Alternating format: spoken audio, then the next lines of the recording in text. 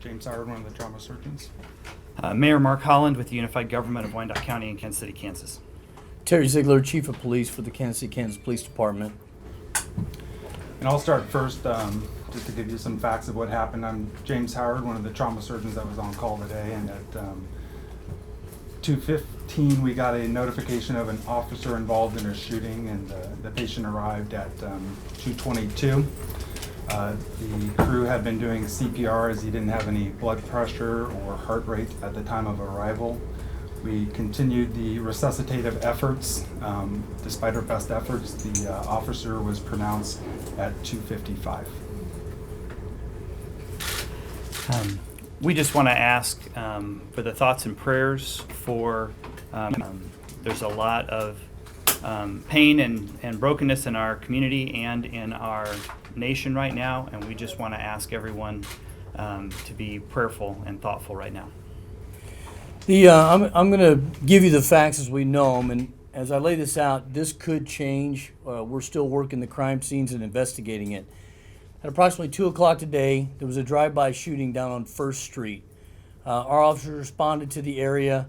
As they arrived, the suspect vehicle took off.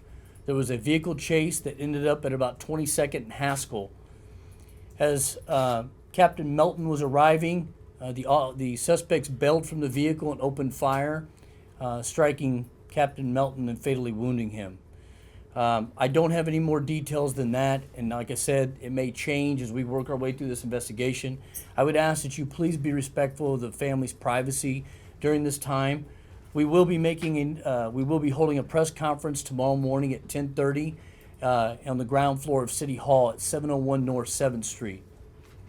That's all I have. Thank you. Chief, the captain's first name, please. Robert Melton. M-E-L-T-O-N? Yes. Yeah, his age, please, sir. We'll get to that tomorrow. We'll get all that. I do want to say, as we have, our city and department just went through the tragic loss of Detective Lancaster in May. We're still, obviously that's a lifetime of healing all by itself. And so we have a lot of grief already in our department.